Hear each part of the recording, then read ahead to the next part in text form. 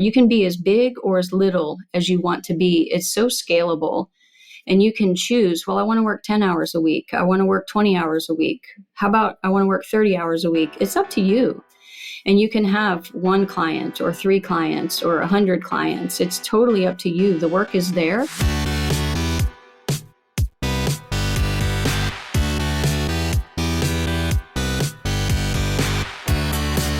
You're listening to The Successful Bookkeeper with your host, Michael Palmer. Listen each week as inspiring guests share their secrets of success to help you increase your confidence, work smarter, and build a business you love. This episode of The Successful Bookkeeper is brought to you by PureBookkeeping.com, the proven system to grow your bookkeeping business.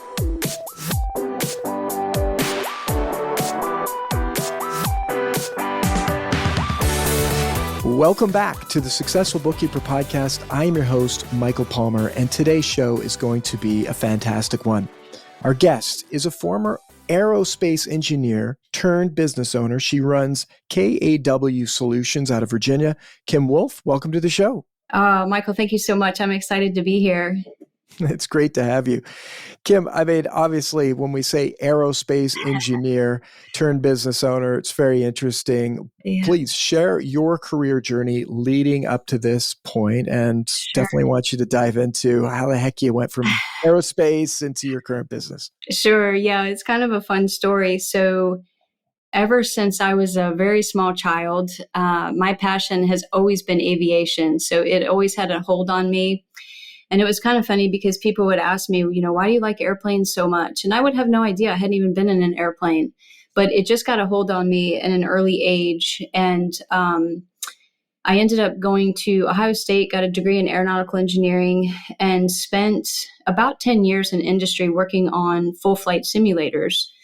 And my job was to make the simulator fly like the airplane. So that was really cool because I could go up in the actual airplane and collect flight test data. And then my job was to go back to the office and make the simulator match this flight test data. So it was really a super neat job. And I loved being in the cockpit of the simulators. And then after I graduated from college, I thought I was going to be able to start flying in college, but it wasn't until after college I said, I don't care. I will eat potatoes and mac and cheese, but I'm going to start to find the time and money to start working on my pilot ratings. So after college, I was able to do that. And I just worked through my ratings, started with private pilot and went through instrument rating, commercial rating, multi-engine, and then flight instructor. So I spent a lot of time with the local flight school, which is where the bookkeeping story comes in. But when I met my husband, when we were pregnant with our first daughter, he said that he wanted me to be a stay-at-home mom. And I said, I have pursued my childhood dreams. I've made my dreams come true. I've got this great career. There is no way I'm going to be a stay-at-home mom. But everything changed. So when that baby girl was put in my arms for the first time, and that'll change you. I'm sure there's a lot of people listening that can totally relate. So everything changed there. And I said, there is no way I can go back to work. And so then I was so thankful my husband and I were on the same page. And I walked away from my career. I walked away from those dreams. I've never looked back. I've never regretted it. But it's been an interesting journey. So walking away from the engineering salary, everything was great. I felt like I was playing Barbies all day long with my new infant baby, and we had 2 more children. But things got really tough financially. And, we walked away from that engineering salary, and we would run out of money before the end of the month. And we were just trying to figure out. And I realized I needed to find something that I could do from home with my children. And being affiliated with the flight school, at some point, the owner of the flight school came to me, and I had been selling, looking for different ways to earn money.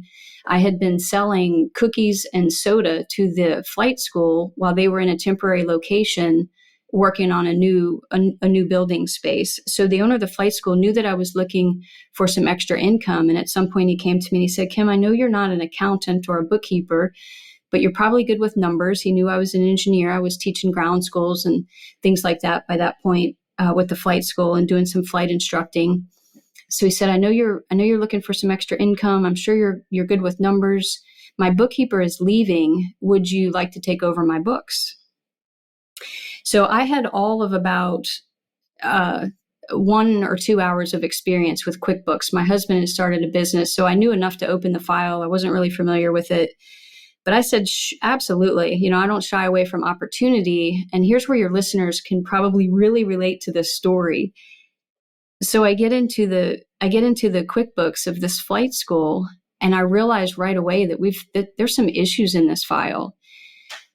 So the flight school doesn't own any of its own aircraft. It leases them back from the aircraft owners, and every month you have to do a reconciliation to determine if the flight school owes the aircraft owner money, or does the aircraft owner owe the flight school money based on how much revenue was generated and what the maintenance costs and fuel costs were for the month.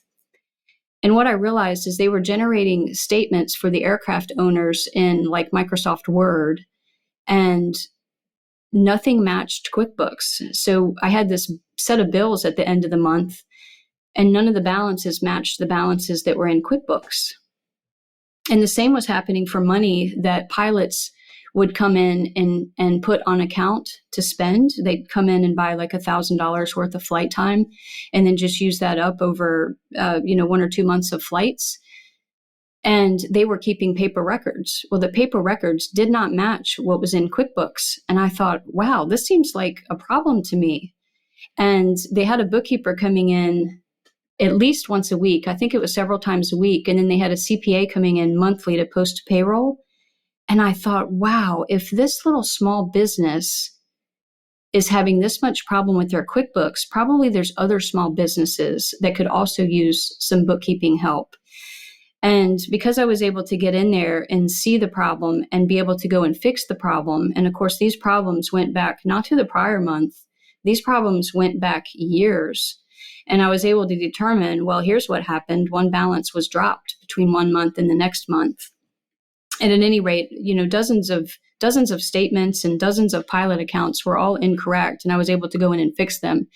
And I thought, here's my opportunity. Here's how I can be a stay-at-home mom. I'm going to go out and find some other businesses that also need some good bookkeeping help. And that's how I transitioned from a career in aerospace to a career in bookkeeping. And I couldn't have been more correct. Again, your listeners will appreciate this. There are lots of small businesses in need of some good bookkeeping services for sure.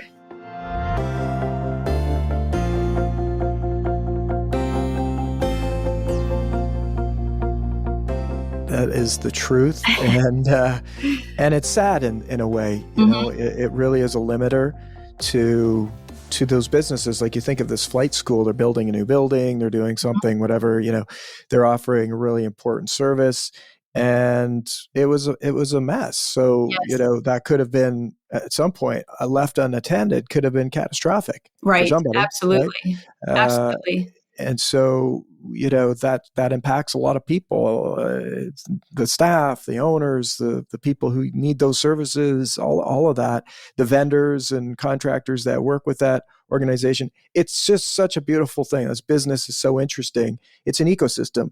And if the ecosystem isn't healthy, then we got problems. Everybody's affected. Absolutely. Big trickle effect. Mm-hmm.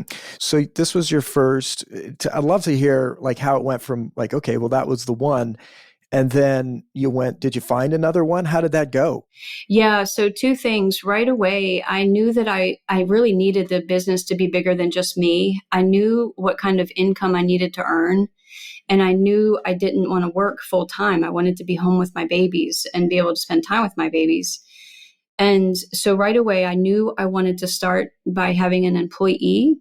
And I was also very thankful that very early on, somebody gave me the advice to get active in the local Chamber of Commerce.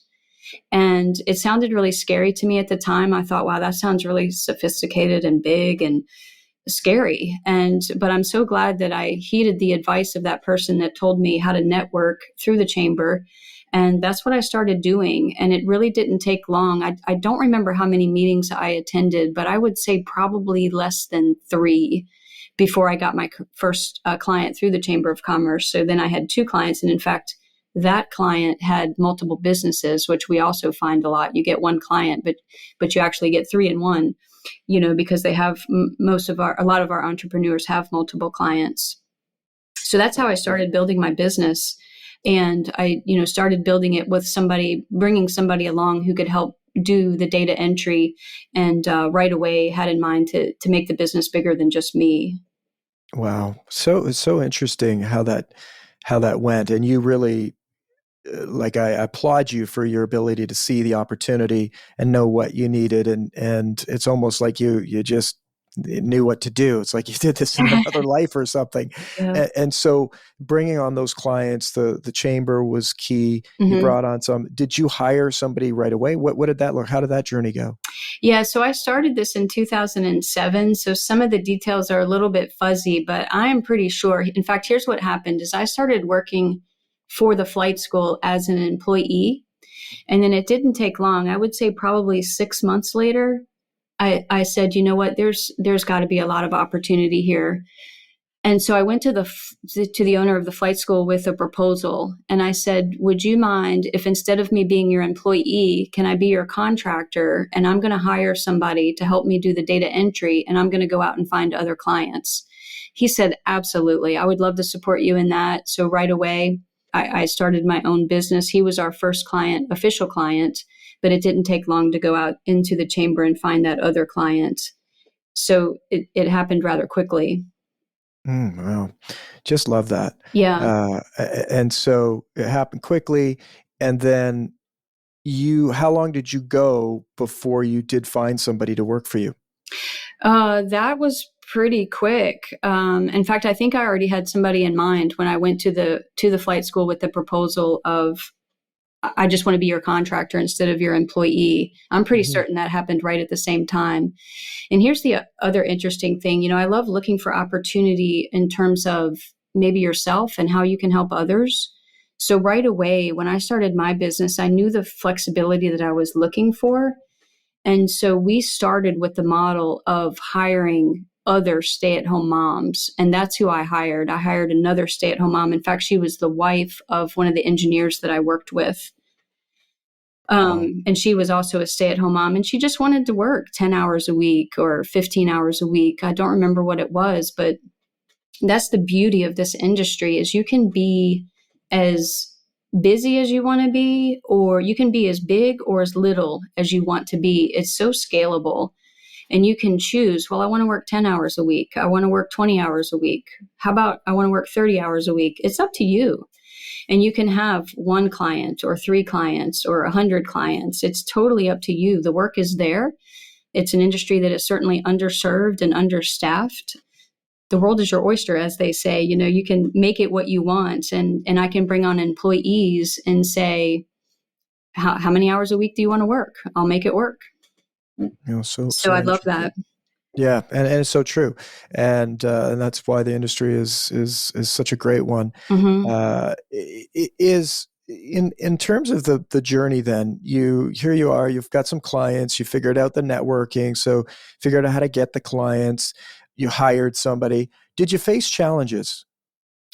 Oh, definitely face challenges. We continue to face challenges. I don't think that ever goes away, but you definitely get smarter in the process. And the biggest challenge is developing your own processes and making sure that the people that you bring on follow those processes.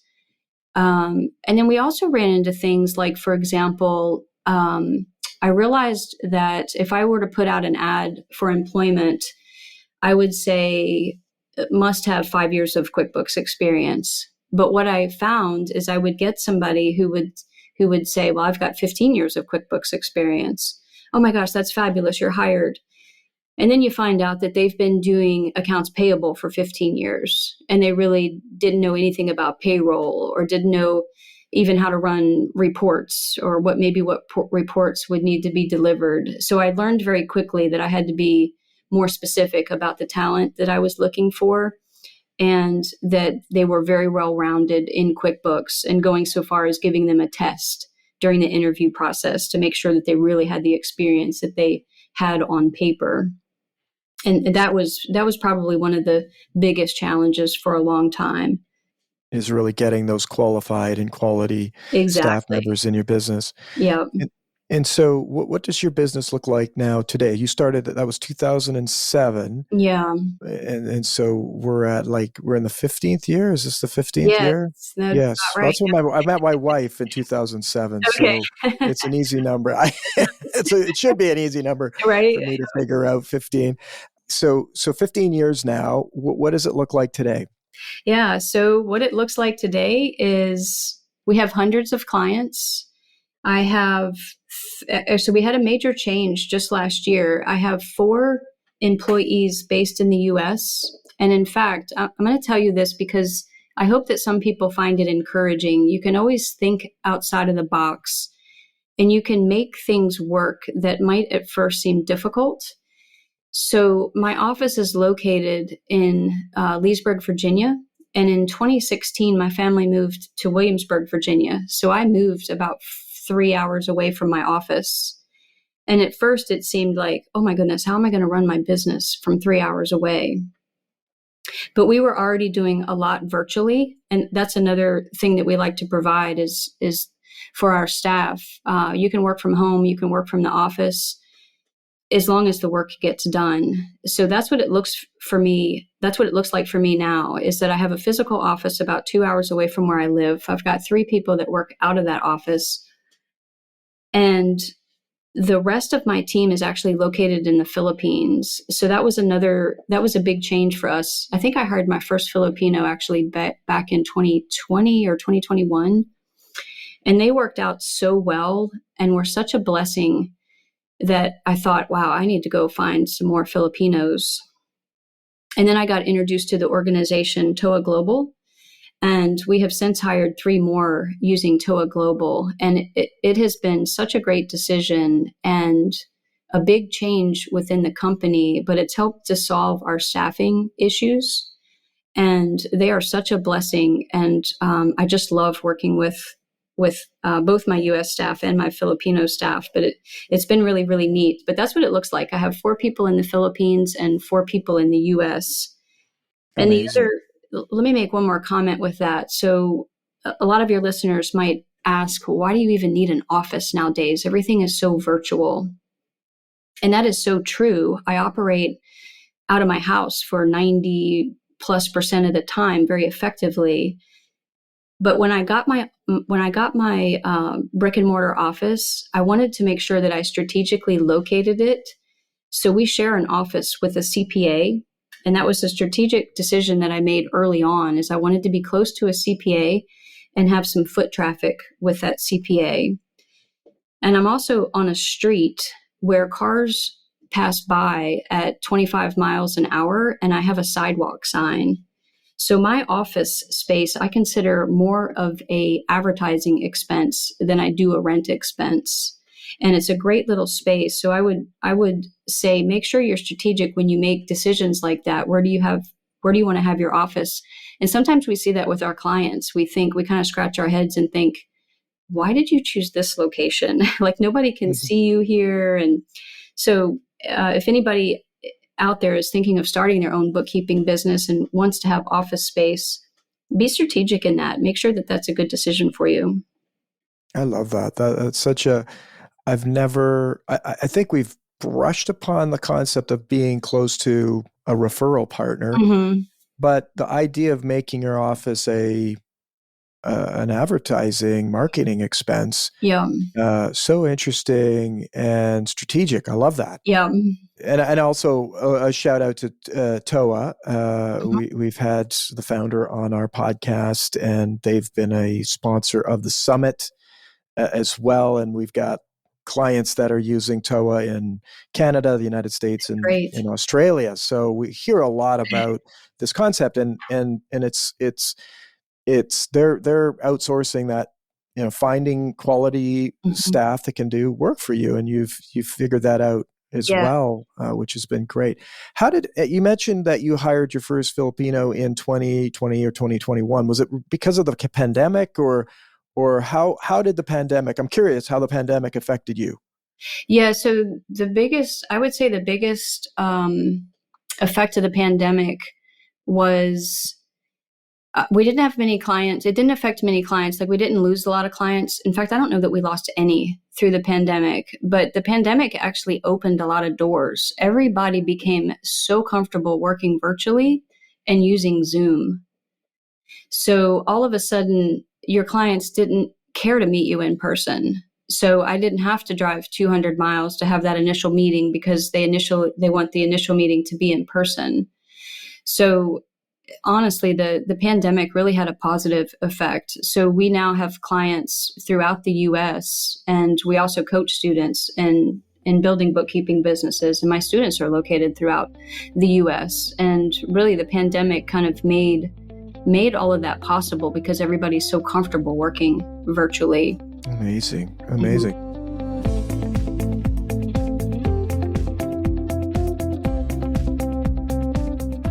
So great. I mean, it sounds like you take the challenge and you make it you take the lemons and you make some wonderful lemonade with those lemons. You have to, yes. Yes.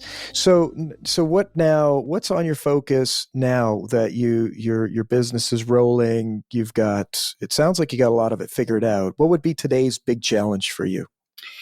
Wow, today's big challenge. Well, I'll tell you, I actually just hired my first operations manager. That is going to be, I think, a game changer in 2023 because it's going to help get a lot of things off my plate. It's a tough step to take because all of a sudden you're hiring somebody who's not going to be generating revenue, but is really going to be 100% overhead, and it's a full-time position. I think I said at the beginning, you're always learning. And the other thing that I've been going through as I started my business is that I also homeschool my children. So we have our first in college this year, and we have one graduating from high school this year, and then I have a freshman. So I say that almost as an excuse. Okay, here I am 15 years later, and I'm just at the point where I'm hiring an operations manager because I'm completely overwhelmed. Why didn't that happen 10 years ago? And I'll say, because I was also at the same time, I'm trying to keep this business afloat and run this business. I'm also a full-time homeschooling mom. So maybe sometimes I talk with people and they say, well, I started my business like 3 years ago, and they're basically the same size I am. Like, wow, how did you grow that so fast? And we are a pretty nice size. We do have well over 100 clients, but you have to be okay with things happening at your own pace. So, and at the pace that works for you. Yeah. So I think the biggest thing for 2023 and how it looks right now is we're going to put this operations manager in place. We're tracking a lot more numbers within our business, the internal numbers that you need to predict your P&L at the end of the month, that kind of thing. And I think that's going to be a game changer because it's going to get me out of the weeds and really help me focus more on working on the business and not in the business. I think so. That it's the operations manager is going to set you free into a different realm of your business, and just in time for your kids to be almost off on their own. So you'll be able to support them in new ways, which is exciting. Right. It is interesting the comment about should be why am I not further ahead? And from my perspective, you are very far ahead, and I think that comes back to like what you've accomplished is really great. You've built a really great business over 15 years, and it's it's a very valuable business as well. That's a business that you could sell for a lot of money, likely. So it's an asset you've built. But it comes back to that mental mindset of everybody is different. You have different expectations of what you can do, where you want to be, where you should be, and all of these things can be. And that they can be great drivers to drive you forward, but they can also be limiters for many people as well. So I love that you brought that up. It's to be okay with whatever it is, because it is whatever it is. Right. There's no other way it can be right now. That's right. Yes. So now you're bringing on the operations manager. Jumping back a little bit to some of the core things of the business, you figured out the hiring, you figured out attracting clients. Mm-hmm.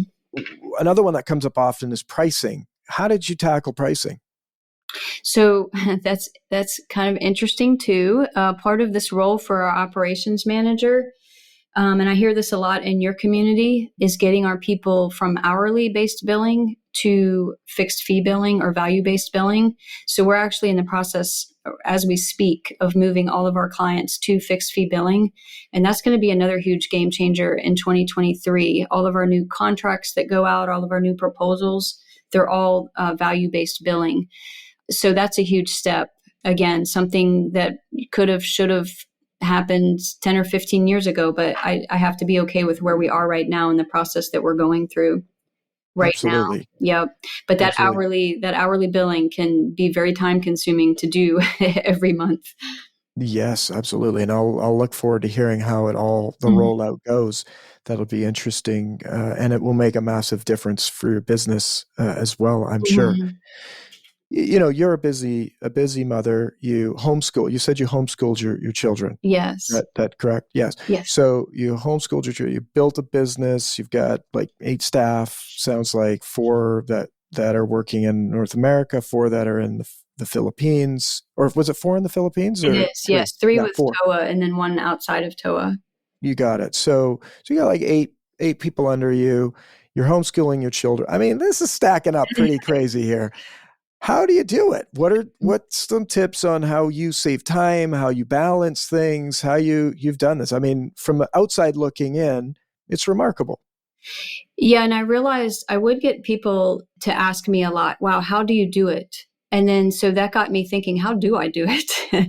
And there really is a couple of key things that really, really help me throughout the day. And I love to talk about this because it's things that people can put into place immediately. You don't have to think about it. It doesn't take time to put these things into place. It does the opposite. It starts gaining you back time. So I do have some things here that I would love to share, and we can just start going through it. Let's do it. Yeah. So the very first one, and I'm going to say this is kind of in order, kind of, sort of, in terms of the things that I find most impactful. But the very first thing, and I constantly am telling my kids this, I tell my students this when I teach, is to work in 15, 45, and 30-minute increments. And the reason I do that is because so often we just kind of get frozen in, oh, I really need to do that, but I don't feel like doing that right now. And then your mind starts to wander and you're wasting time as that's happening. But instead, if you say, I need to do this, I need to knock it out, I'm going to set a timer for 15 minutes. In 15 minutes, this task will likely be done. So that's the key, is to work in smaller blocks and know that there is an ending point. It'll make your mind stop wandering. And if you set a timer, it gives it a little bit of urgency. It gives it a lot of urgency, actually. Now, that's not to say that every task can be done in 15, 30, or 45 minutes. But if you need to, do 2 30-minute blocks, something like that. But I find those blocks to be magical. And I'm shocked at how much you can actually get done in a 15-minute block. And so those would be the first 2 that I would shout out here, is work in those blocks of time and to set a timer. Those are huge. I love that. That's the I think it's Pomodoro. Yes, I was so proud of myself, coming up with this. And then somebody, I guess about a year ago, they said, oh, wait, that's actually a thing. And I couldn't remember the name of it, but you're right. It starts with the P, Pomodoro. Pomodoro. It's like a tomato. There's a tomato on the page or something like that. But I've done it a little bit, and I got myself a timer because I was like always fumbling with the tech to do the timer thing, and then I got this timer, but then it made this loud ticking sign. So no good. It's like, okay, that's not going to be good.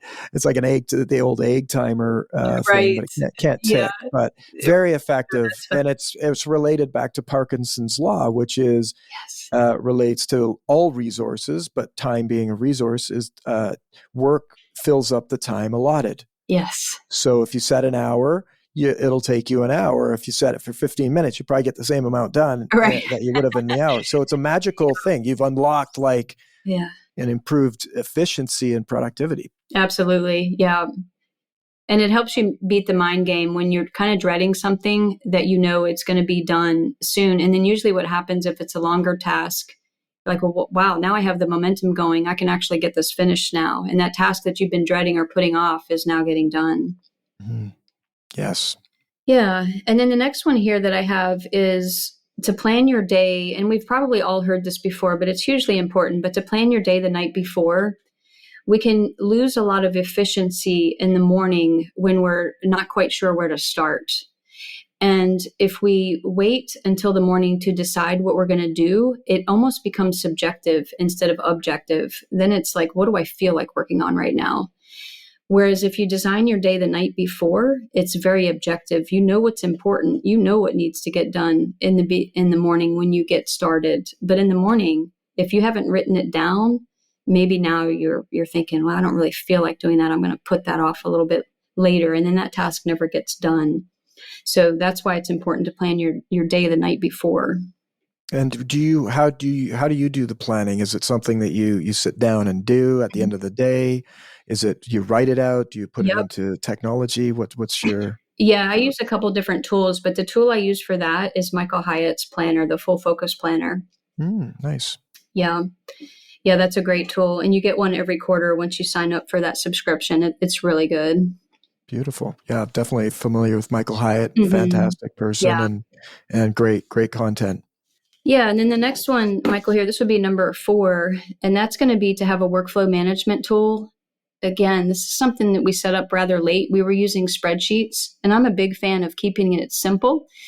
And as I'm teaching students in how to create bookkeeping businesses, that's what I say. You don't need a lot of money to get started. It's a service-based business, so it makes it very easy to start.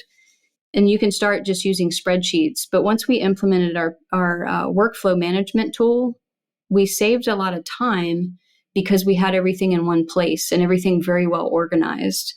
And I'm excited to say I do use Pure Workflow. We started implementing another tool. It was very cumbersome. And then it was soon after that Pure Workflow came out. And it's been a great tool for us. We waited a little bit too long to implement that as well. But having that and having all your data in one place is huge. That saves us a lot of time. Fantastic and very exciting, and happy to hear it. Yeah. And that's a time saver that's going to help your bookkeeping listeners, but not so much just your stay-at-home mom. Of course, they're not going to be able to relate to what the workflow management tool is specific for bookkeeping. But we're in a bookkeeping community here. You got it. So, and then the next thing is something that I learned from David Allen in his book, Getting Things Done. Have you done that book? I have done that book, yes, yep. and I believe I've seen him speak as well. Another titan in the world of productivity. Yes. Yes. So one of the things I learned from him was using a tickler system.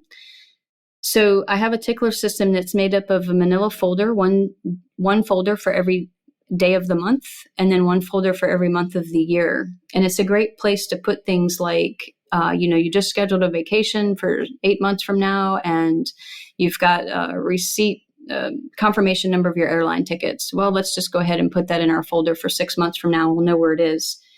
So that system has been huge. I've used it very religiously over the last, probably 10 plus years. And it's huge. It's also huge for helping declutter your desk. Your papers start to pile up on your desk a little bit, and you can easily organize them. Well, I can't do all of these today, but let me put a little of them over the next few days, and I'm going to get through these papers that have accumulated on my desk the last few days. So using that tickler system is huge because you want to keep your desk clean. That's also going to help you be efficient. And you don't want to be looking for things. If you're looking for a piece of paper, that's going to cost you time. So the tickler system is really fantastic for that. Amazing tickler system. So, and I've never heard of it before. I don't remember it from the book. I've never heard that. So you've got one folder for every day of the week? One folder for every day of the month. So you got 30 folders. Mm-hmm. And so you'll pop stuff in the 15th. Yep. So folder 15, that's the 15th day, you'll open up that folder. What's in? That's right. Cool. Very interesting. It's like the mailbox, right? People love to go to the mailbox too, because it's like, hey, what's in there? No, I'm most happy. Hey, it's empty. Hooray. No bills. Right. So then you've got the 30 folders, and then, or 31, I guess. Mm-hmm. And then you have 12 monthly folders. Right. And those are for where you would throw things way out there. So it's like 30. And then if you put it in folder 2, it's like that's February type of thing. Yeah. So Okay, January, cool. yep, January through February. And this can be really helpful for those of us who are tracking, all these tax deadlines that we're all too familiar with. Typically we track those in multiple places, right? We like alarms to go off on our phone. Payroll run is due today, or estimated taxes due this month. And it's a really good place to have kind of a redundant system in terms of those annual deadlines that are easy to forget, maybe property tax or something like that. Very cool. I love it Yeah. for the inside the office. Now, do you digitize that in any way, or do you have a version that's digital? Typically not, but one of my next bullet points here is minimizing paper and using electronic notes. So whatever you can make electronic, we love Evernote, and it's like an electronic filing cabinet, and it's a game changer too. So I love that you can search on things. I'll put a copy of my driver's license, a picture of my driver's license in there. We live close to Busch Gardens, so we all have our Busch Gardens passes in electronic format. Things that you can search on, because if you can minimize paper and have digital copies, it's so much easier to put your hands on it. And again, that's about saving time looking for things. So true. So true. I love that. So some really great offline paper stuff, because we still do have paper in our lives. Yeah. And then the digital, everything as much as you can, get it digital, make it easy to find. Absolutely. Yep. The less time you can spend shuffling paper and making things easy to find, for sure.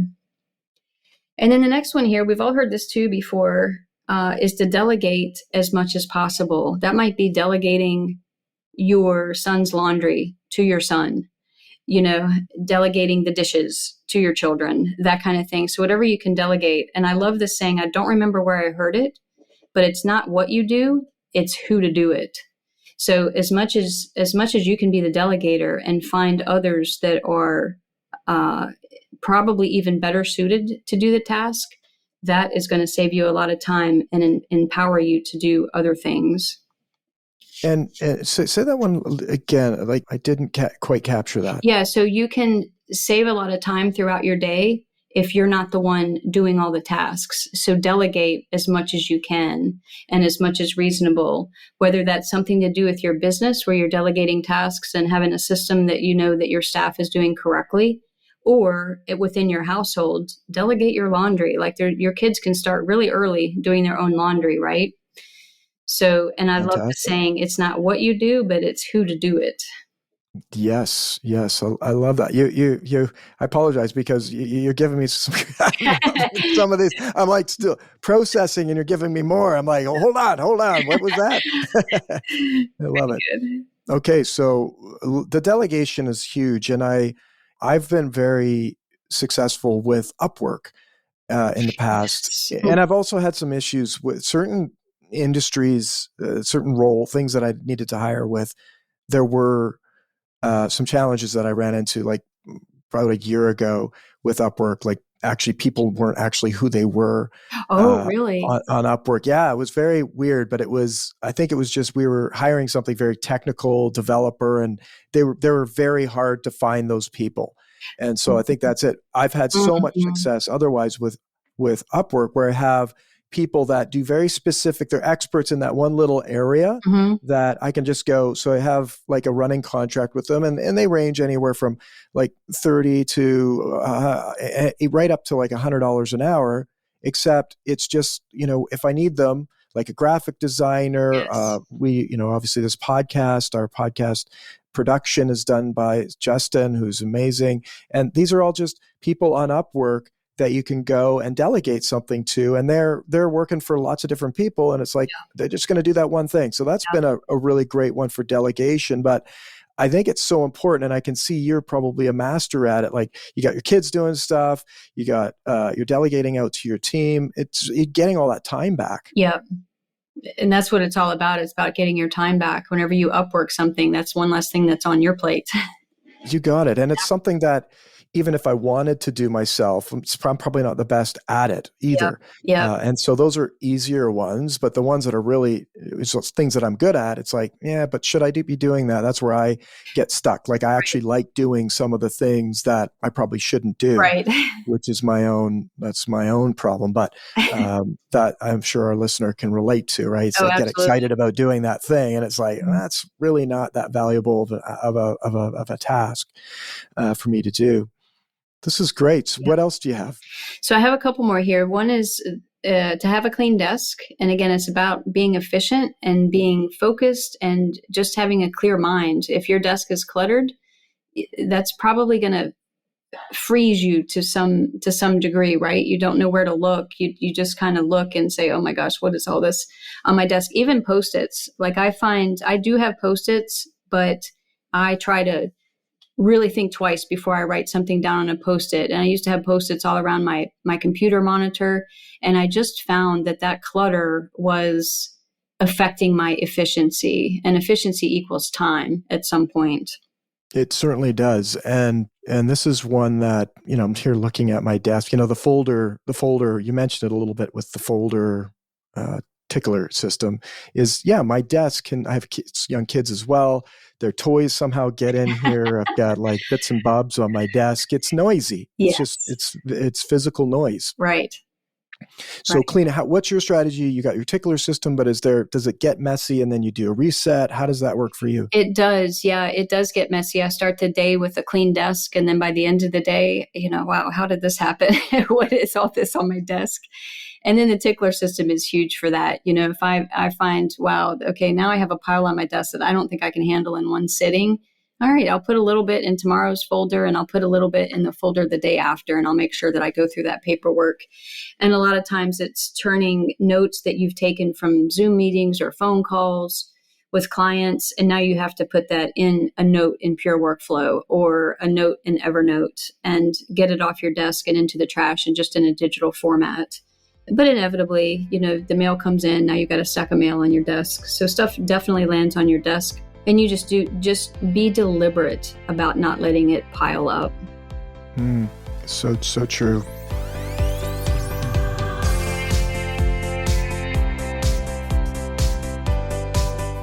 And then the last two I have here, I love these two sayings. It's touch it once and everything has a place.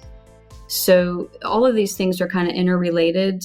But if you have those two mantras kind of floating in the back of your head, even if you're on a phone call with a client and you're writing down notes that then later have to be inputted into Pure Workflow, try to get in the habit as much as you can before you even start that phone call. You have Pure Workflow open, you have it open to the client that you're about to talk to, and you have a note called meeting and communication notes.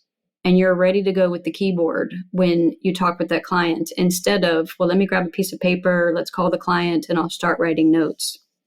So none of these systems are foolproof, right? None of these ideas are foolproof. I still have papers on my desk of notes that I've had to hand write, but I'm always constantly trying to remind myself, how can I not have to address this twice? Let's just open up Pure Workflow before we even get started. And then everything has a place. How many times do we say, well, I'll just put this over here. I'll put this on the steps. And next time I go up to the steps, that might be a bad example because that could save you time, not going up the steps when you don't have to. But putting something somewhere temporarily and you're going to have to move it later. Well, why don't you just go ahead and take the time to put it where it needs to go the first time?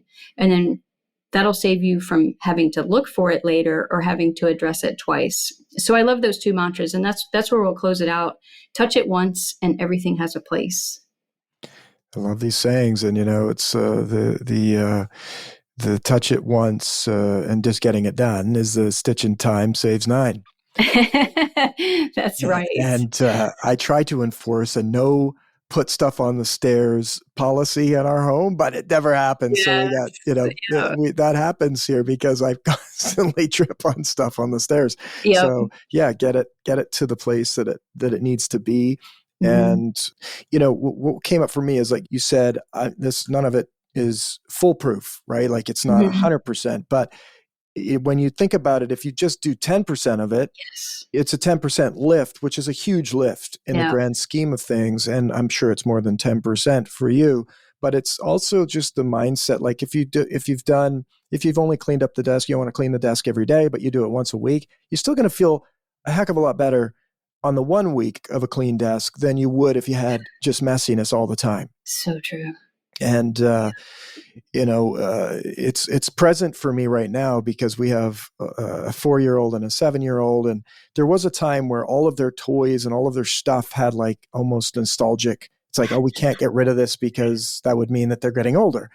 And my wife more so than me, but I still felt that way as well. But we're switching because it's just become, you got this stuff like from toddler and little tiny mini diapers and all sorts of stuff that it clutters the home. Yeah. And it's no different than the office. If your working space is cluttered, it creates a cluttered mind and a cluttered life. So this year has been, I don't know, my wife and I both have this energy of like decluttering, cleaning things up. And the beautiful thing is that the stuff that's in our home can be appreciated out there in the world by other families. Right. That's a great way to think about it. Which is, that's what's getting me over the nostalgic part. It's like, let's get this with another young person, another baby, and they can have those good, enjoyable times. So true. Did we miss any? You said you had 2, and I think you got the 2. Well, the touch it once and everything has a place was the last 2. Was the last 2. I love those. Those are so amazing. Thank you so much for that. You have just stacked this episode with so many great golden nuggets for our listener. And so it's been great. But I'd love for people to know if they were interested in learning more from you or working with you, what would be the best way for them to do that? Sure. So if you wanted to download a PDF that will just list out these things that we talked about, I've got them labeled 1 through 10 here. Check out incomeformom.com, and you can download a PDF of Kim's top 10 time hacks. And then you can also check us out on my bookkeeping website, KAW and you can see a training calendar of the courses that we offer in bookkeeping and also just QuickBooks Online, QuickBooks Desktop. So KAWsolutions.com and incomeformom.com if you want to find out more. Oh, wonderful. Well, we will have those in the show notes as well. And Kim, on behalf of our listeners, I want to thank you for your generosity in coming on and sharing so many wonderful things with us today. Oh, you're so welcome. This was so fun. Thank you so much for the opportunity. Oh, the pleasure is all ours. And with that, we wrap another episode of the Successful Bookkeeper podcast. To learn more about today's wonderful guest and to get access to all sorts of valuable free business building resources, you can go to thesuccessfulbookkeeper.com. Until next time, goodbye.